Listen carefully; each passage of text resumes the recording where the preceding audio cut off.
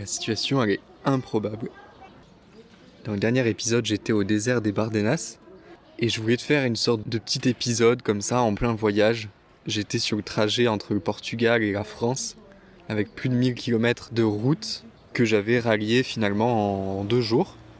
Et pour le trajet du retour, j'avais envie de reprendre le micro parce que je me suis arrêté au même endroit que ma première étape, que ma première nuit que j'avais passée après la frontière portugaise, à une centaine de kilomètres, je crois, à peine, dans un village qui s'appelle Puebla de Obando. Je sais pas si je le prononce bien, en espagnol.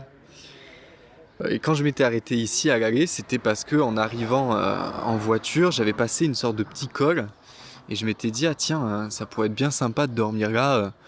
Il y avait l'air d'avoir des départs comme ça de rando et c'était proche de la route, ça me faisait pas faire de détour ou quoi. Je pouvais repartir le lendemain assez vite. Et en contrebas dans la bascule, on va dire, de ce col, de ce petit col. Alors attention, on n'est pas sur un col alpin ou quoi, c'est vraiment à raison de 200-300 mètres de dénivelé. Mais donc au niveau de la bascule, juste derrière, il y avait ce village qui s'est présenté. Et surtout, une sorte de petit hôtel, de petit routier, de restaurant routier, qui était là, à côté de la route, avec plein de voitures devant, une sorte de petite terrasse. Pas forcément magnifique ou quoi, mais une sorte d'ambiance chaleureuse au milieu de nulle part.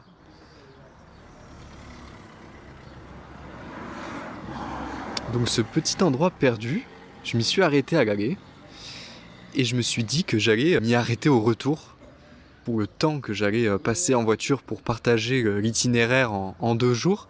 Finalement, c'était encore une fois une bonne chose. La majeure partie du voyage, des plus de 1000 km, je les ai passés aujourd'hui. Donc j'ai rallié Mollietz, dans le sud-ouest de la France, dans les Landes, à ici, en passant cette fois-ci par Valladolid, par Salamanque, par Burgos, par ces villes-là, donc l'itinéraire un peu classique pour aller au Portugal. Alors qu'à l'aller, j'étais passé plutôt par Madrid, j'avais fait une sorte de détour, de petit détour, de boucle un petit peu plus large, pour notamment passer dans le désert des Bardenas. Donc, à l'aller, cet endroit, pour moi, c'était l'endroit un peu folklorique, je me retrouvais dans l'Espagne profonde, l'Espagne que je connais absolument pas, donc un peu ma première expérience. Et il commençait déjà à avoir un côté un peu réconfortant.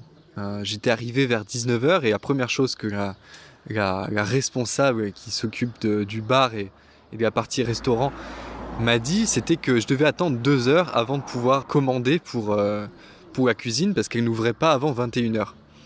Alors moi qui étais habitué du Portugal où les cuisines peuvent fermer à 21h, là voilà, j'étais dans le sens inverse.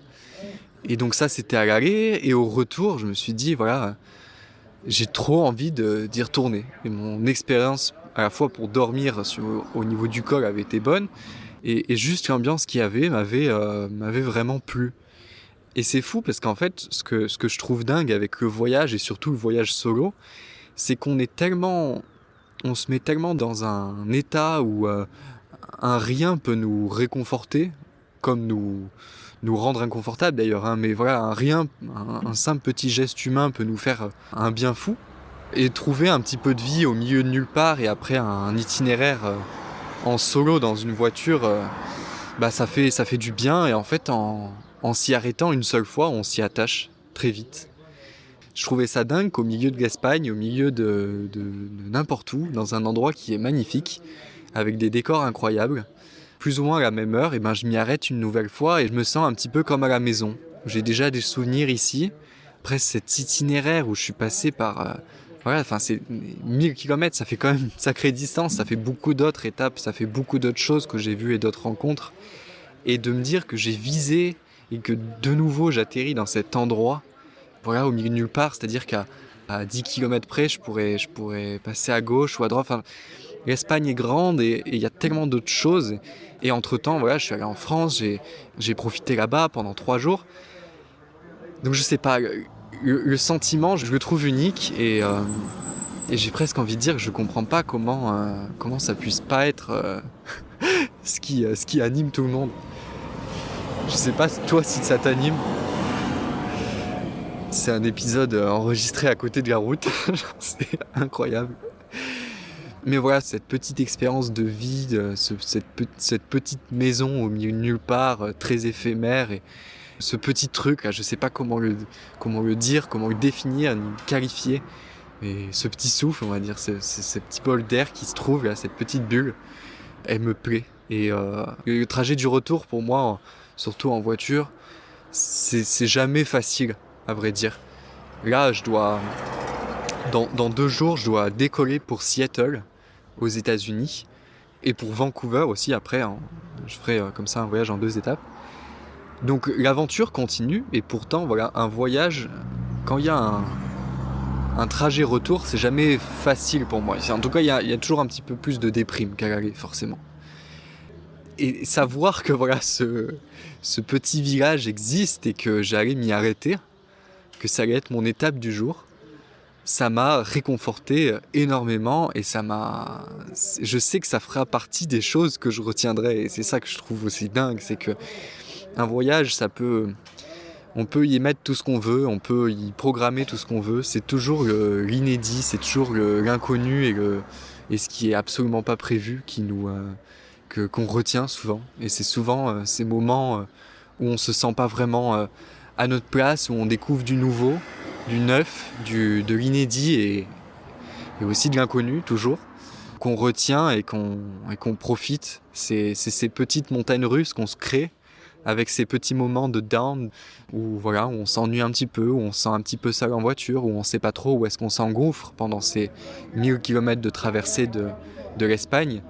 Et d'un coup, on se retrouve là, on discute 2 minutes, on entend des mots en français de la serveuse qui essaye de nous faire un petit clin d'œil, qu'elle a compris qu'on était de France et qu'on était en transit. C'est ces petites choses, ces visages qu'on retrouve quelques jours après et des milliers de kilomètres après. À l'aller, il faisait plus de 35 degrés quand j'étais parti, en tout cas quand je me suis retrouvé au milieu du Portugal et quand j'ai passé la frontière. Donc le soir, la fin d'après-midi, et ces 2 heures d'attente sur cette terrasse de ce restaurant, je les ai passées vraiment dans un climat parfait. Tout était parfait, il n'y avait pas de vent, il n'y avait rien. Et là, au retour, je suis parti de France, et en fait jusqu'à la traversée des Pyrénées et même un petit peu pendant, il a énormément plu et les températures ont bien baissé. Aujourd'hui, sur une grande partie de l'Europe, c'était un petit peu le dernier jour d'un été prolongé du mois d'octobre. Hier, j'avais vraiment cette attitude en France où je me disais, voilà, c'est le dernier jour. Je sais qu'à Lisbonne, il va aussi pleuvoir quand je vais arriver. Donc voilà, l'expérience sera différente et sera forcément moins bien qu'à l'aller. Et en traversant l'Espagne, je me souvenais qu'il y avait une chaîne de montagnes à un moment donné qui est à l'ouest de Madrid. Je savais que cette fois-ci, j'allais la contourner par le nord et non pas par le sud. Et en la contournant, je me suis dit, waouh, je suis sûr qu'une fois que je vais la traverser, il y aura une différence de climat. Et que je vais certainement retrouver le soleil, la chaleur et toutes ces choses-là. C'est ce qui est arrivé. Pareil, ça a fait partie de cette chose que j'ai adorée, le fait de me dire waouh, ce qui a contribué, je dirais d'autant plus à ce sentiment quand je suis arrivé ici, de me dire je me retrouve à la maison. Je me retrouve à la maison dans le sens dans un endroit où je me sens bien, où je connais, où j'ai traversé, j'ai fait l'effort et j'ai traversé le petit moment où on découvre, où on est dans cet inconnu.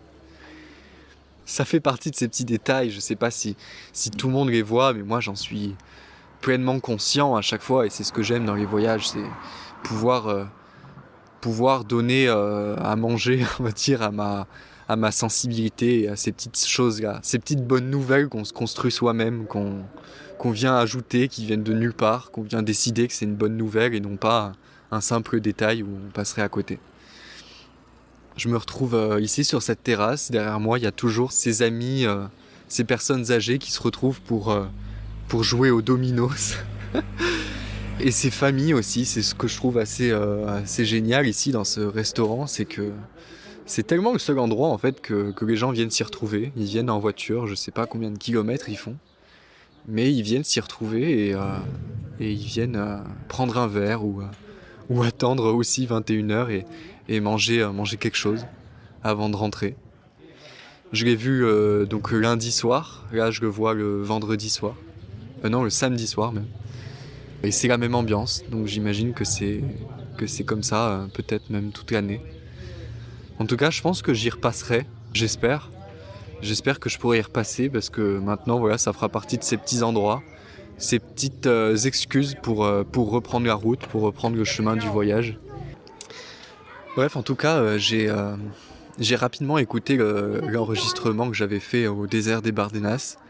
J'ai aimé l'idée de ce genre de format.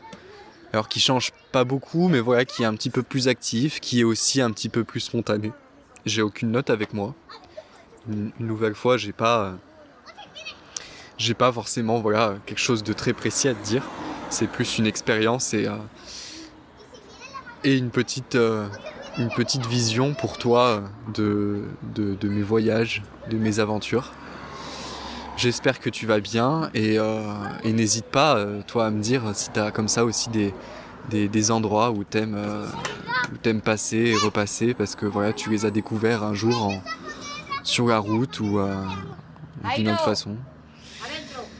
Écoute, moi je vais une nouvelle fois attendre 21h pour manger un petit quelque chose.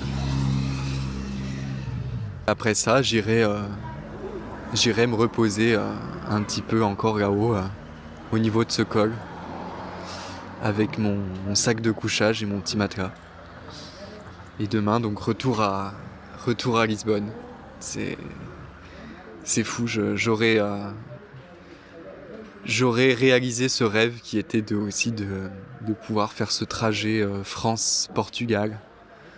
Et d'autant plus, je sais pas si c'est difficile à imaginer comme ça, mais pour moi, voilà, j'ai rallié deux points qui sont des symboles mais purs de mes souvenirs d'enfance, d'une certaine, pour moi, ce qui pourrait ressembler, mais à 100% de la réussite. J'ai rallié Molletz, qui était l'endroit où je passais mes vacances quand j'étais jeune, l'endroit où j'ai eu envie des podcasts, où j'ai découvert les formats de podcasts que j'aimais, où j'ai beaucoup réfléchi à moi et à ce que j'étais, où j'ai découvert l'océan et où j'ai toujours entendu parler du Portugal. Voilà, c'était Molletz, c'était un petit peu la porte, en tout cas je voyais la porte d'entrée à la route qui menait au Portugal avec la frontière espagnole. Et cette fois-ci, je l'ai fait.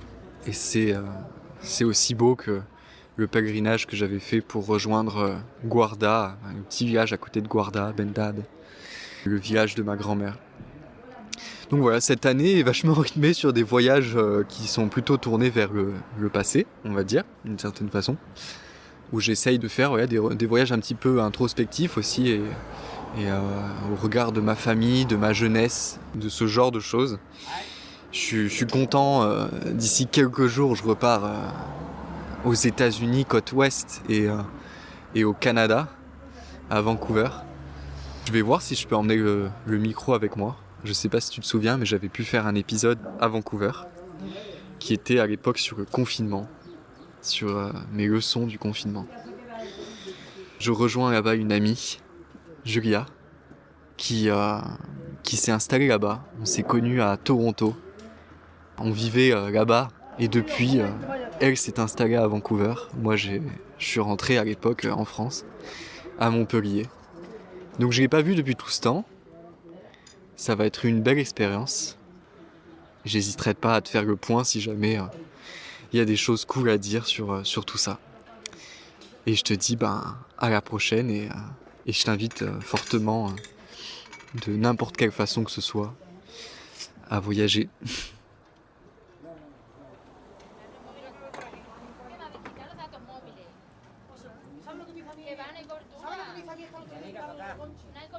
No, no hay cobertura porque yo mando WhatsApp y si no queda sin nada. Vamos, Yadira.